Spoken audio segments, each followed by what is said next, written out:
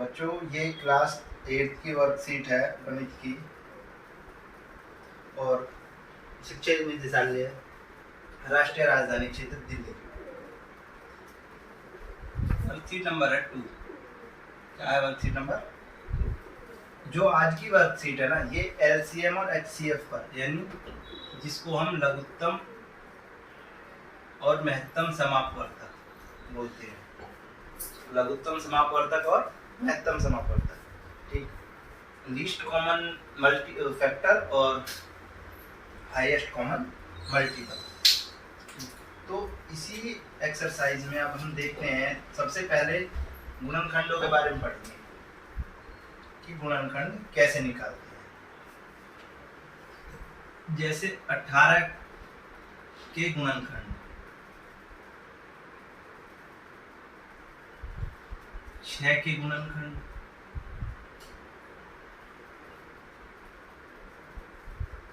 ठीक। यानी कहने का मतलब क्या है गुणनखंड से कि 18 जो है किस किस टेबल में आएगा, 18 किस किस संख्या के टेबल में आएगा। ऐसे ही 6 किस किस संख्या के टेबल में आएगा। तो सबसे पहले 18 को देखते हैं। 18 1 के टेबल में भी आएगा, 2 के टेबल में भी आएगा, 3 के टेबल में भी आएगा, 4 चौक 16 नहीं आएगा, 5 के में भी नहीं आएगा, 6 के में भी नहीं, 6 के में आएगा, 36 18 और 9 के में आएगा। उसके बाद नहीं आएगा, उसके बाद किसी भी टेबल में नहीं आएगा। तो ये जो हुए ना, ये 18 के क्या हुए, गुणनखंड हुए।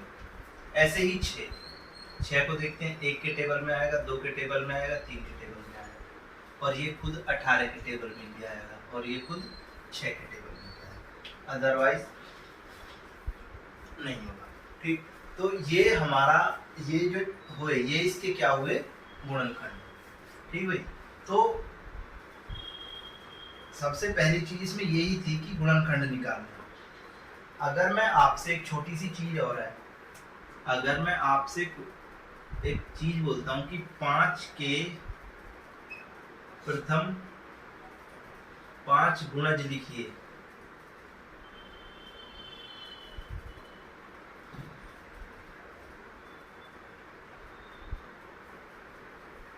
पांच, देखो एक छोटी सी चीज है, ठीक भाई। तो ये हुए हमारे एक स्टार मार्क 5 के प्रथम 5 गुणज। 5 के प्रथम 5 गुणज क्या होंगे, ये क्वेश्चन है। तो एक तो 5 ही हो गया, एक 10 हो गया, एक 15 हो गया, एक 20 हो गया और एक 25 हो गया। ये 5 के प्रथम 5 गुणज है। अगर 6 गुणज बोलता तो एक बार और पढ़ देते, 30 हो जाता। अब आती है बात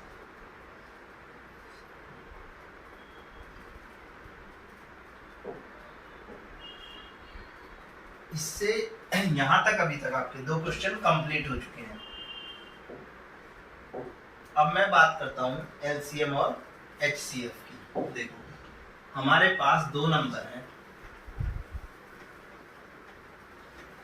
मैं आपकी वर्कशीट के अकॉर्डिंग ही चल रहा हूं। एक नंबर है हमारा 18, एक 24। 18 और 24 का एचसीएफ एंड एलसीएम, यानी क्या बताना है, एचसीएफ भी बताना है और एलसीएम भी। तो सबसे पहले मैं इसके फैक्टर करूंगा 18 के। देखो ये करना कंपलसरी है, ये करना कंपलसरी है। 2 से सबसे पहले 2 से काटते हैं। 2 से कितनी बार कटेगा, 9 बार। अब ये 9 2 से नहीं कटेगा, 3 से कटेगा, तो 3 से काट दो 3 बार और 3 से काट दो 1 बार, ठीक। अब ऐसे ही बात करते हैं 24 की। 2 से कट जाएगा 12 बार, 12 भी 2 से कट जाएगा तो काट दो 6 बार, 6 भी 2 से कट जाएगा 3 बार, और 3 से काट दो 1 बार। तो ये हुए इसके फैक्टर, ये हमने इसके गुणनखंड कर दिए। तो 18 के बने हमारे 2 × 3 × 3 और 24 के बने हमारे 2 इंटू 2 इंटू 2 इंटू 3। अगर मैं दो चीजें, एक तो HCF है हाईएस्ट कॉमन मल्टीपल, और एक है LCM। ये फैक्टर है और ये मल्टीपल है। ये कॉमन मल्टीपल है, वो कॉमन फैक्टर है हाईएस्ट। तो कॉमन फैक्टर का मतलब ढूंढो भाई।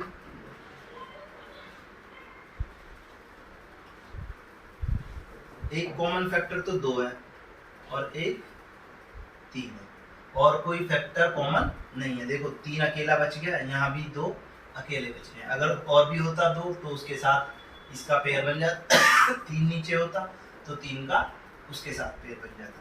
तो 2 कॉमन जो मल्टी फैक्टर है वो 2 और कितने 3 है। कितने 2 और 3 है। तो इसका HCF जो आया वो आया कितना भाई 6। बात करते हैं LCM की। कॉमन मल्टीपल तो लिए, देखो कॉमन मल्टीपल तो लिए जाएंगे। तो कॉमन मल्टीपल कौन से हैं? एक तो ये हो गया, ये जोड़ा है तो ये एक लिया जाएगा सिंगल, और बाकी जो भी लिखे हैं वो एज इट इज मल्टीप्लाई करिए। 3 ये वाली 2 2 2 इंटू 2 ये जोड़ा है तो ये एक लिया जाएगा। तो इन दोनों को मल्टीप्लाई कर दो, 3 दूनी 6 दूनी 12 की 36 दूनी 72। तो LCM आया कितना 72। तो ये थे हमारे HCF और LCM निकालने का मेथड। यहाँ तक आप इसको नोट डाउन कीजिए, इसके बाद मैं आपको क्वेश्चन की तरफ लेके चलता हूँ।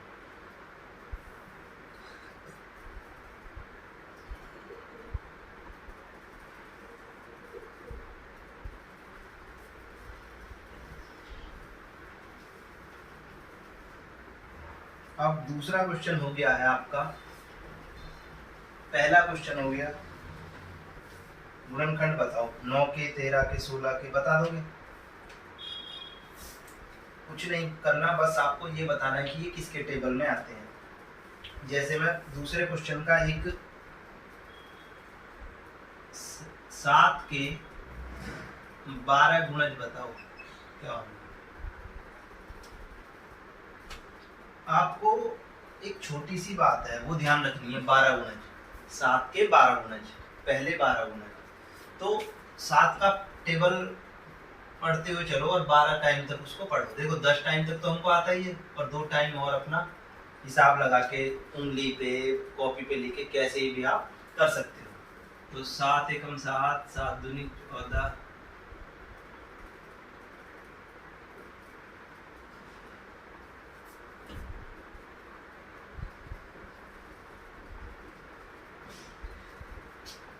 ठीक। तो ये हमारे 7 के 12 गुणज हो गए। इसी तरीके से आपको जो नेक्स्ट क्वेश्चन दे रखा है इसमें, इसी में दे रखा है कि 13 का भी टेबल ऐसे ही लिखना है और 12 तक लिख देना है। देखो 10 तक तो आप लिख लोगे, 13 दाई 130, उसके बाद जो 2 बचेंगे उनको जोड़ लेना कॉपी पे, उनको लिख लेना। अब आती है तीसरा क्वेश्चन, प्रथम 5 प्राकृत संख्याओं का सबसे छोटा सामान्य गुणनखंड बताइए। देखो भाई इसमें जो है ना LCM बताना है, लीस्ट कॉमन मल्टीपल, सबसे छोटा, लीस्ट मीन्स छोटा। प्रथम 5 प्राकृत संख्याओं का, प्रथम 5, तीसरा क्वेश्चन है 5 प्राकृत संख्या कौन सी है? प्रथम 5 प्राकृत संख्या कौन कौन सी होंगी? 1 2 3 4 और 5 यही होंगी। अब इनके गुणनखंड कर लो, 1 इंटू 2, 1 इंटू 3, 1 इंटू 2 इंटू 2, और इसके होंगे 1 इंटू 5। ठीक। तो करना क्या है, करना क्या है? LCM में हम क्या करते हैं?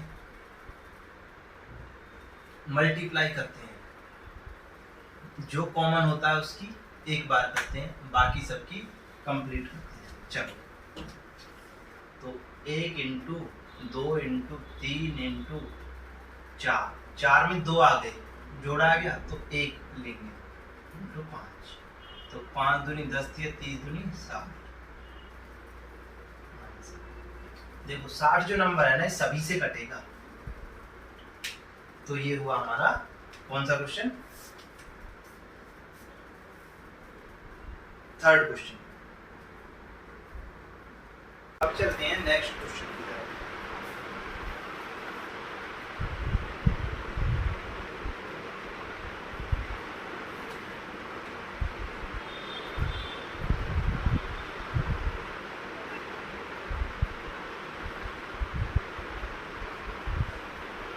इस क्वेश्चन को हम एलसीएम लेके भी कर सकते हैं डायरेक्ट। चौथा क्वेश्चन क्या है, किन्हीं दो प्राकृत संख्याओं के कितने सामान्य गुणज हो सकते हैं। देखो दो प्राकृत संख्याओं के कितने सामान्य गुणज हो सकते हैं, कोई अंदाजा नहीं लगा सकते इससे कि कितने हो सकते हैं। तो इसका आंसर इनफाइनाइट अनंत ही आएगा। इसमें कुछ ऐसे नहीं दे रखा, किन्हीं दो दिख रखा है, किन्हीं दो प्राकृत संख्याओं के कितने सामान्य गुणज हो सकते हैं, तो बहुत सारे हो सकते हैं, तो इसका आंसर अनंत आ जाएगा, इनफाइनाइट। पांचवा देख लेते हैं, निम्नलिखित संख्याओं के महत्तम और लघुत्तम समापवर्तक ज्ञात कीजिए। देखो 3 और इसका 8 का पहला, दूसरा है 4 और 12 का, तीसरा है 15 और 25। चलो पहले यही देखते हैं, उसके बाद हम और करेंगे। 3 और 8 3 और 8 में करना क्या है, वही देखो सबसे पहले हमको गुणनखंड निकालना है, इनकी एलसीएम लेना है, उसके बाद ही हम लिख सकते हैं। 3 का गुणनखंड 3 × 1 होगा और 8 के हो जाएंगे 2 × 2 × 2। तो इसमें जो है ना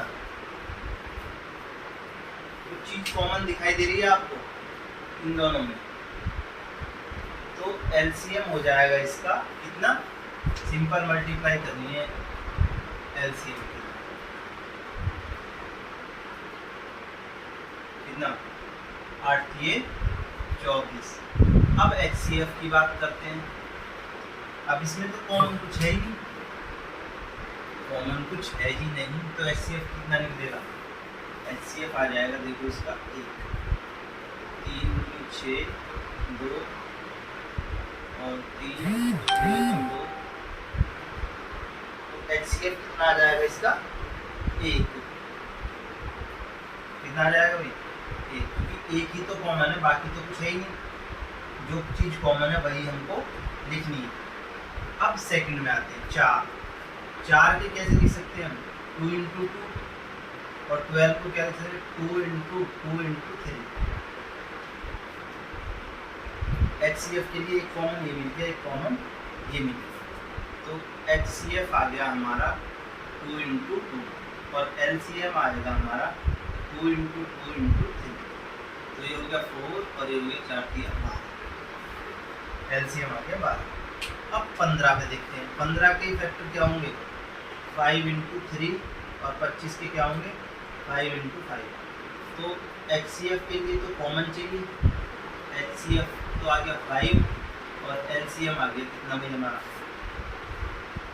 5 × 5 × 3। देखो ये कॉमन वाला एक बार लिया जाएगा, जो बचा हुआ है वो 5 × 25 3 पीछे। तो इस तरीके से हमारे ये क्वेश्चन कंप्लीट हुए। इसके बाद आता है 14 और 49 का, 7 और 13 का। यहाँ तक आप इसको नोट डाउन कीजिए, मैं आपको नेक्स्ट बताता हूँ।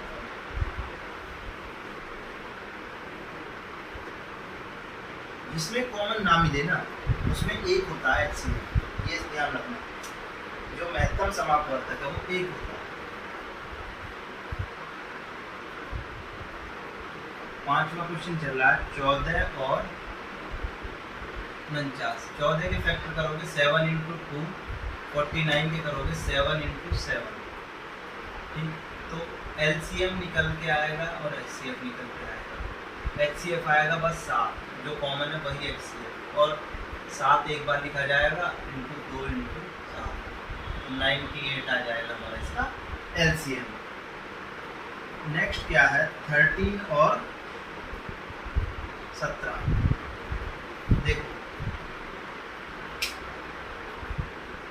इनके फैक्टर होंगे नहीं, अगर आप फैक्टर करके देखोगे तो 13 का फैक्टर किसी के टेबल में नहीं आता, 13 के टेबल में ही आता है।